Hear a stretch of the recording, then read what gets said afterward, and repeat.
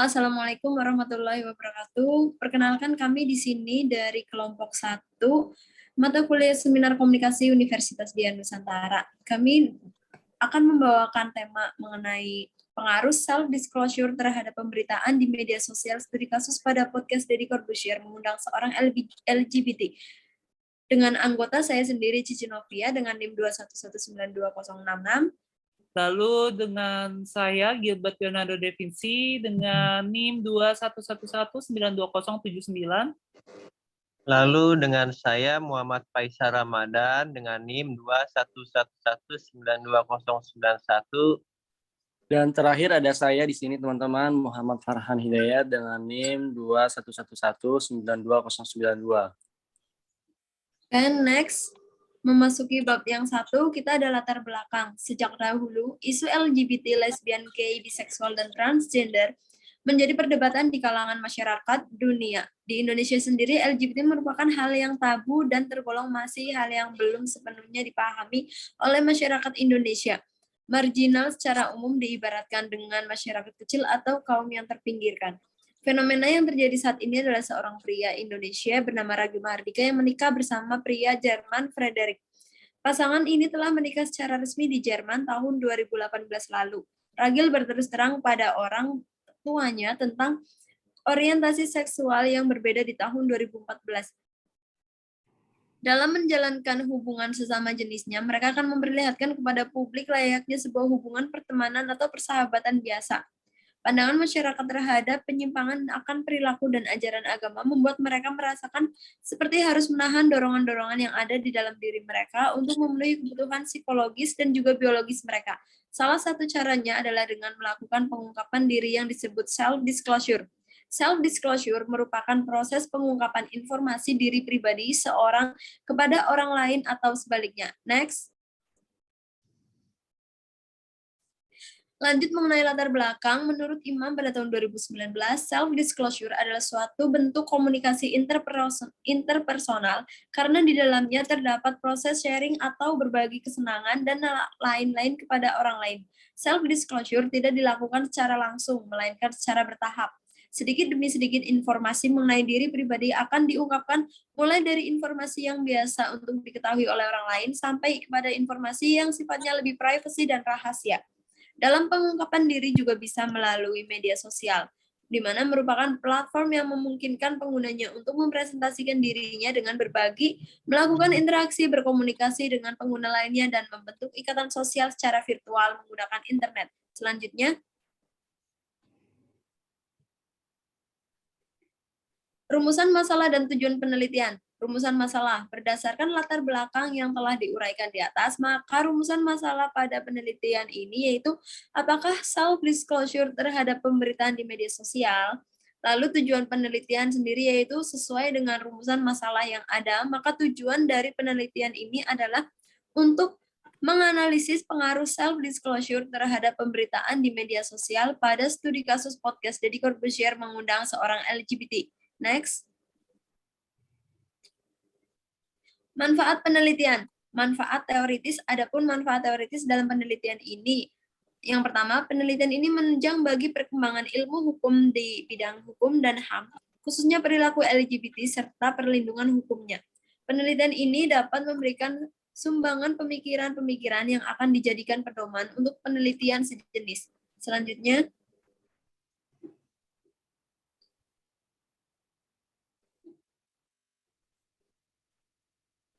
untuk selanjutnya akan dibawakan oleh rekan saya Gilbert Leonardo Da Vinci. Silakan Kak Gilbert. Oke, untuk selanjutnya ada manfaat praktis. Adapun manfaat praktis dalam penelitian ini. Yang pertama, bagi masyarakat. Penelitian ini dapat membuat masyarakat lebih memperoleh wawasan dan pengetahuan serta dapat mendorong masyarakat untuk mengamati perilaku LGBT di masyarakat sekitar. Yang kedua, bagi pemerintah. Penelitian ini dapat membantu pemerintah dalam mensosialisasikan peraturan perundang-undangan khususnya penerapan sanksi dan perlindungan hukum terhadap masyarakat sekaligus sebagai data tambahan bagi pemerintah dalam menentukan kebijakan dalam merumuskan undang-undang tentang LGBT. Yang selanjutnya masuk kita ke bab 2 tentang teori spiral of silence. Untuk kali ini kelompok 3, yaitu kelompok kita sendiri mengambil teori spiral of silence.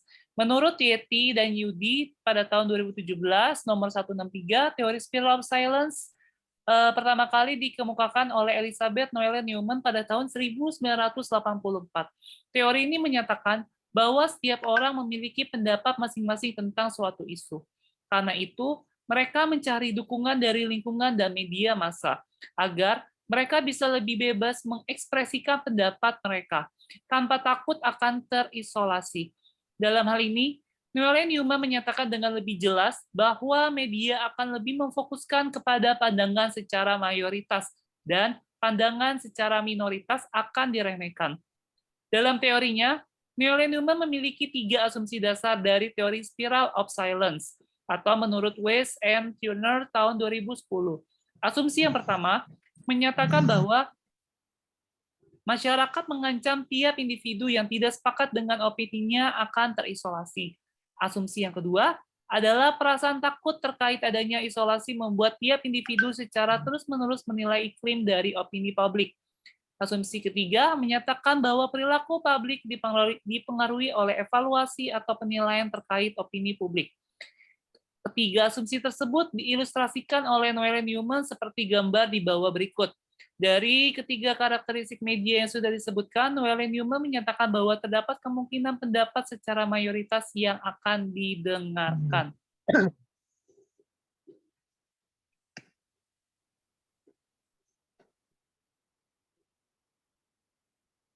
Untuk selanjutnya ada opini publik.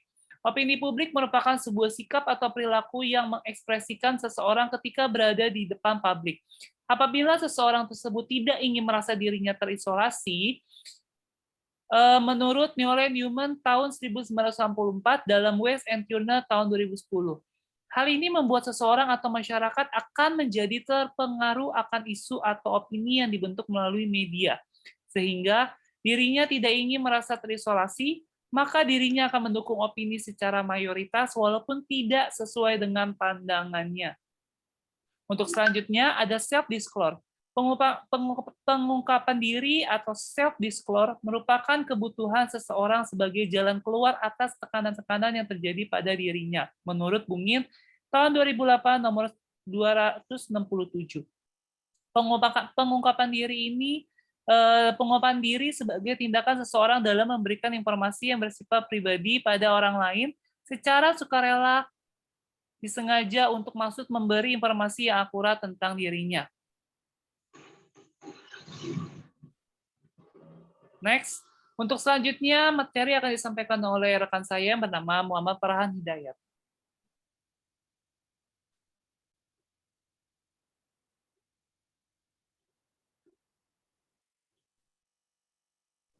Kak Farhan masih di mute, Kak.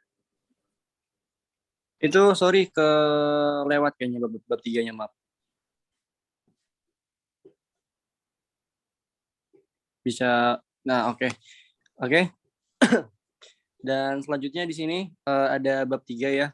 Di sini ada bab 3 yaitu metode penelitian. Nah, poin pertama di sini adalah ada jenis penelitian. Jenis penelitian yang dilakukan dalam penelitian ini adalah penelitian kuantitatif. Metode kuantitatif adalah sebuah jenis penelitian yang terukur, empiris, dan tersistematis yang menggunakan analisis statistik, sehingga data yang dihasilkan akan jelas. Penelitian ini menggunakan pendekatan secara deskriptif, korelasional yang bertujuan untuk menjelaskan pengaruh self-disclosure terhadap pemberitaan di media sosial. Studi kasus pada podcast Deddy Corbuzier mengundang seorang LGBT. Poin selanjutnya adalah kerangka konsep. Kerangka konsep adalah kesimpulan sementara mengenai hubungan antar variabel yang telah disusun berdasarkan pendeskripsian dari berbagai teori. Poin berikutnya yaitu definisi konsep. Nah, definisi konsep adalah abstraksi yang dideskripsikan dalam kata-kata sehingga akan membantu dalam memahami variabel yang ada. Terdapat dua variabel yang pada kerangka konsep di atas, yaitu self-disclosure dan konsep diri. Berikut definisi dari variabel tersebut, yakni yang pertama, self-disclosure atau keterbukaan diri merupakan sebuah langkah yang dilakukan untuk mengungkapkan informasi mengenal mengenai diri sendiri kepada orang lain secara sadar maupun tidak sadar, menurut Liweri tahun 2017. Selanjutnya, media sosial juga disebut sebagai media baru. Pada media baru telah menggunakan teknologi yang canggih dengan adanya perangkat digital seperti smartphone yang memungkinkan para penggunanya untuk lebih aktif dalam hal apapun. Next. Poin berikutnya di sini ada definisi operasional. Menurut Sugiono tahun 2019, definisi operasional yang tercakup dalam variabel penelitian merupakan suatu atribut dari sebuah objek, kegiatan, dan juga seseorang yang memiliki banyak variasi tertentu yang telah ditetapkan lalu dipelajari oleh peneliti dan ditarik kesimpulannya. Untuk poin berikutnya di sini ada populasi dan sampel. Nah, di sini ada beberapa poin. Yang poin pertama adalah populasi. Populasi merupakan suatu wilayah totalitas, bukan hanya berdasarkan orang saja, namun objek yang berada di wilayah tersebut yang memiliki kualitas dan karakteristik tertentu. Objek atau subjek pada wilayah populasi tersebut telah ditetapkan oleh peneliti untuk diteliti dan ditarik kesimpulannya menurut Sugiono tahun 2019. Pada penelitian ini, populasi yang menjadi pilihan peneliti adalah anak-anak muda yang aktif mengikuti podcast Deddy Corbuzier sebanyak 100 orang. Oke, next. Poin berikutnya adalah sampel.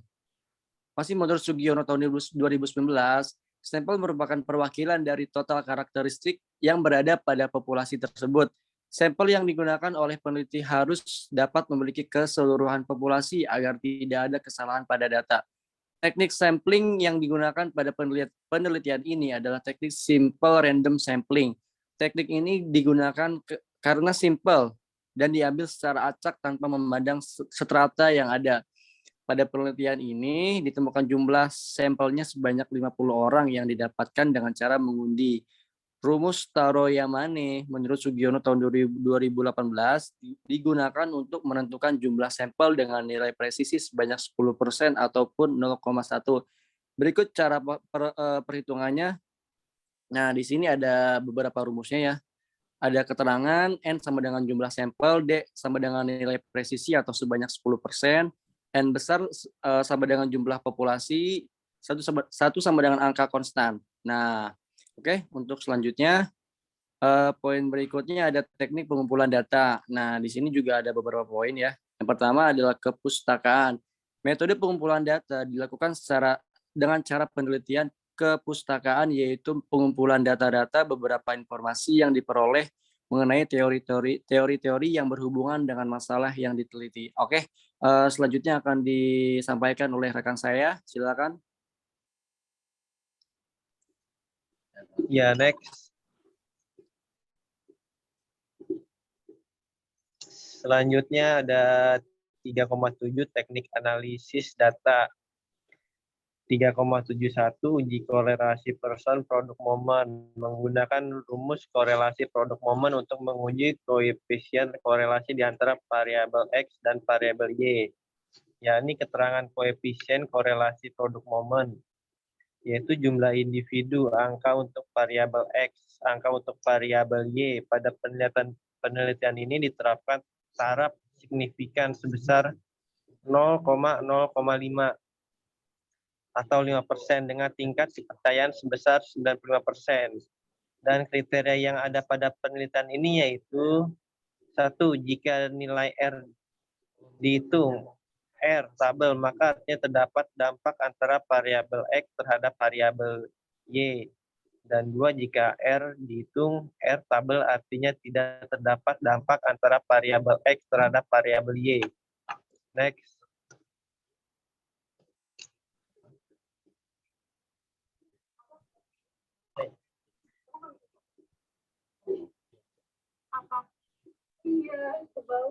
Ya, sudah.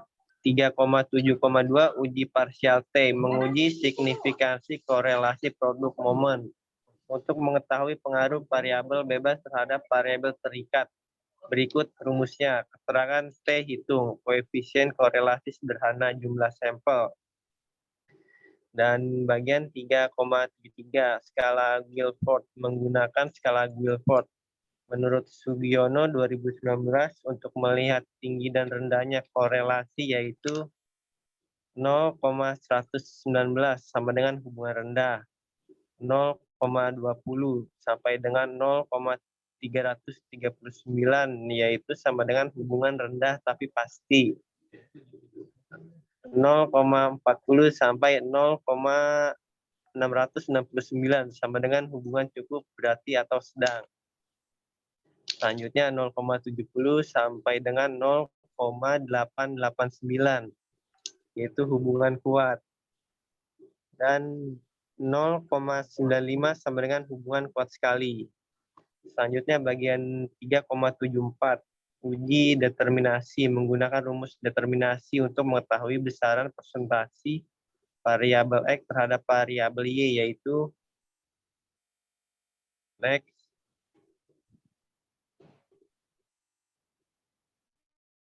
Yaitu keterangan sama dengan jumlah respon, koefisien korelasi X dan Y. Selanjutnya bagian 3,7,5 uji regresi linear sederhana. Uji ini digunakan untuk memperkirakan variabel satu dengan yang lainnya dan untuk memprediksi nilai dari variabel dependen jika variabel independen dirubah. Berikut rumusnya.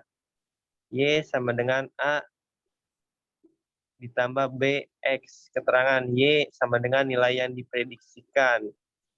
A sama dengan konstanta atau jika X sama dengan 0. B. Koefisien regresi X sama dengan nilai variabel independen. Selanjutnya 3,8 lokasi dan penelitian. Penelitian ini dilakukan bulan Juni 2022 sampai Juli 2022 pada podcast Deddy Corbuzier di YouTube. Dan penelitian ini merupakan penelitian kuantitatif di mana data yang digunakan adalah anak-anak muda yang telah mengikuti podcast Deddy Corbuzier di YouTube. Next.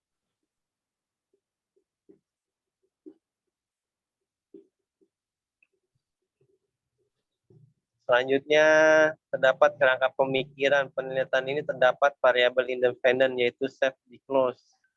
Sedangkan variabel dependen yang digunakan pada penelitian ini adalah pemberitaan di media sosial. Objek dari penelitian ini adalah studi kasus pada podcast Deddy Corbuzier mengundang seorang LGBT. Dan 2,3 hipotesis penelitian berdasarkan latar belakang rumusan masalah, tujuan hingga uraian teoritis yang telah dibuat. Maka berikut hipotesis pada penelitian ini.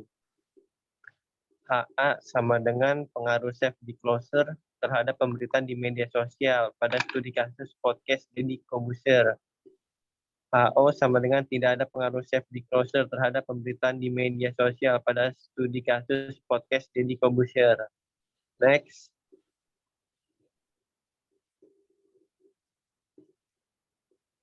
Oke, sekian dan terima kasih presentasi dari kelompok 3. Saya pribadi selaku mewakilkan teman-teman dari kelompok 3 ingin mengucapkan Satu, Kak Gilbert. Kenapa? Kelompok 1. Kelompok 1 ingin mengucapkan permintaan maaf sebesar-besarnya jika ada salah kata dalam penyampaian materi presentasi. Dan terima kasih juga untuk dosen pembimbing kami yaitu Pak Yuri atau Dr. Yuri yang telah membimbing kami dari awal pembentukan bab 1 hingga bab 3. Kami mengucapkan terima kasih sebesar-besarnya. Saya Gilbert Rinanda Da Vinci, lalu ada rekan saya juga, Muhammad Fahmi Dayat, dan ada rekan saya juga, Muhammad Faisal Ramadan, dan selanjutnya Ricis Novia, ingin mengucapkan terima kasih sebesar-besarnya, dan sampai bertemu kembali di materi presentasi berikutnya. Thank you very much.